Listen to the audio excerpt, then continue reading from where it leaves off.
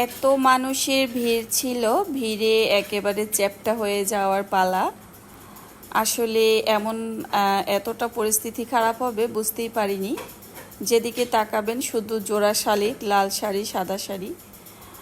আর এই যে বাহিরের অবস্থা, এত মানুষ। শেষমেশ এখানে থাকতে না পেরে চলে আসছি অপোজিটে একটা রেস্টুরেন্ট আসছে সেখানে। তো আসসালামু আলাইকুম, কেমন আছেন সবাই? আশা করছি আল্লাহর রহমতে সবাই ভালো আছেন। এই তো পয়লা বৈশাখের দিনে বের হয়েছিলাম, যদিও বের হওয়াটা ভুল ছিল, তারপরও ছেলের ইচ্ছা ছিল সে বের হবে মেলার কথা শুনে। তো যাই হোক, বের হওয়া। আর এত মানুষ ছিল কি বলবো। তো এই তো একটু বৈশাখী দিয়ে বৈশাখী লিখলো, আলপনা দিল ছেলে। এতটা মানুষ ছিল এই মাঠে। যেহেতু এখানে আসলে কিছু খেলনাও, মানে যে খেলার আর কি বাচ্চাদের, সেগুলো ছিল। মানে কিছু ওরকমের শুধু মানুষ আর মানুষ। মানে রীতিমতো অবাক হয়ে গিয়েছি যে এত মানুষ কি করে, মানে সত্যি আমি অবাক হয়ে গিয়েছি। তো জিসানের বাবাকে বললাম কি করবা, তো সাইডে রেস্টুরেন্ট, এখানেও কিন্তু প্রচুর মানুষ ছিল। তারপর আমি বললাম যে আসলে এতটা গরম লাগছে, কি করার আছে, তো চলো আমরা রেস্টুরেন্টে গিয়ে বসি। তো সে বললো আসলে জায়গা পাবে। তো যাই হোক, বললাম যে চলো গিয়ে দেখি। তারপরে যাই হোক 2-1 মিনিট দাঁড়ানোর পরেই কিন্তু আমরা জায়গা পেয়েছিলাম। তো বসেছি, আর মানুষও অনেক চাপ ছিল। আর বিশেষ করে একটা জিনিস আমার খুবই হাসি পেয়েছে, সেটা হচ্ছে আমার পাশের টেবিলেই 2 থেকে 3-4টা মেয়ে হবে। আচ্ছা, 3জন সম্ভবত ছিল, শিওর 3জন।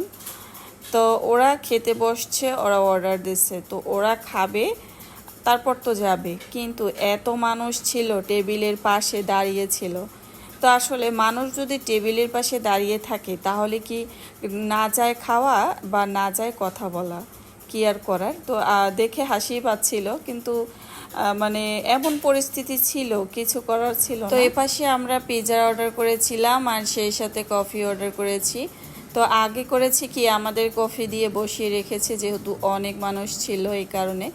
তো যাই হোক, কফি আগেই খেয়ে নিয়েছি, যেহেতু বিকালে বের হয়েছি, পেট তো অবশ্যই ভরা ছিল। তারপরে আর কি আমরা পিৎজা খেয়েছি। তো যখন আর কি রেস্টুরেন্ট থেকে নেমে আসার সময় একটু ক্যামেরা আর কি অন করলাম। তো নামার সময় দেখলাম যে এভাবে কেউ লাল শাড়ি আবার সাদা শাড়ি পরে ছবি পোস্ট দিচ্ছে, এ আর কি। তো যাই হোক, আমাদের কাজ হচ্ছে যদি কোথাও যাই সেখানে গিয়ে একটু ভিডিও করা, এই আর কি। তো আপনাদের সাথে শেয়ার করতে পেরেও ভালো লাগলো। আর বিশেষ করে এই রেস্টুরেন্টের যে একটা সবুজের ছোঁয়া আছে, কিছু গাছ আছে, যার কারণে আরও বেশি ভালো লাগছিল। তো এই মেলা থেকেই আমরা একটা দোকানের ভিতরে ঢুকেছিলাম, কিন্তু সেখানে গিয়ে যে এই ভালো লাগার জিনিস পাবো সেটা ভাবিনি। তবে সত্যি কথা বলতে শুধু একটা দোকানেই ঢুকেছিলাম।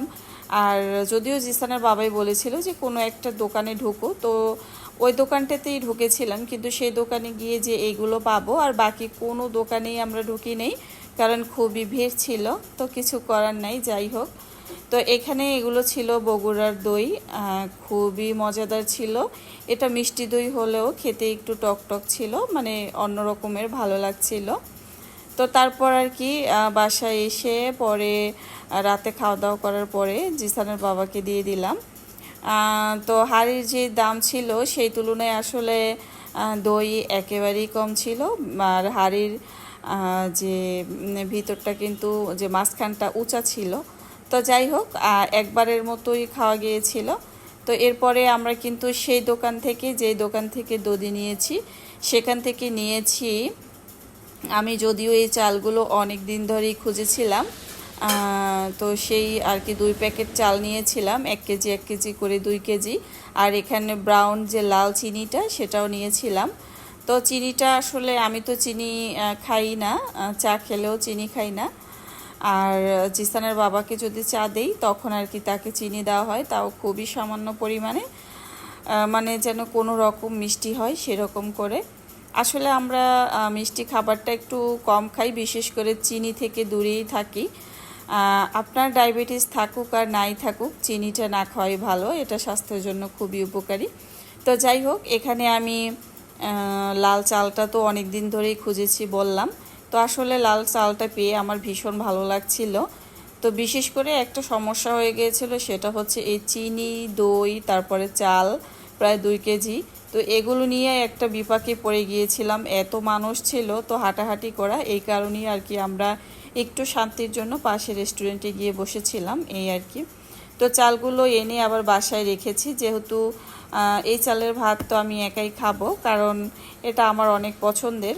তো জিসানের বাবা বলছিল লাল চালের ভাত তুমি খাবা একবার, যদিও আমরা মানে খাওয়া হয়েছিল, লাল চালের ভাতটা একটু কম মজা লাগে, কিন্তু কম মজা লাগলেও কিন্তু এটা স্বাস্থ্যের জন্য খুবই উপকারী। এই চালের ভাত রান্না করে যেদিন খাবো অবশ্যই আপনাদের সাথে শেয়ার করব।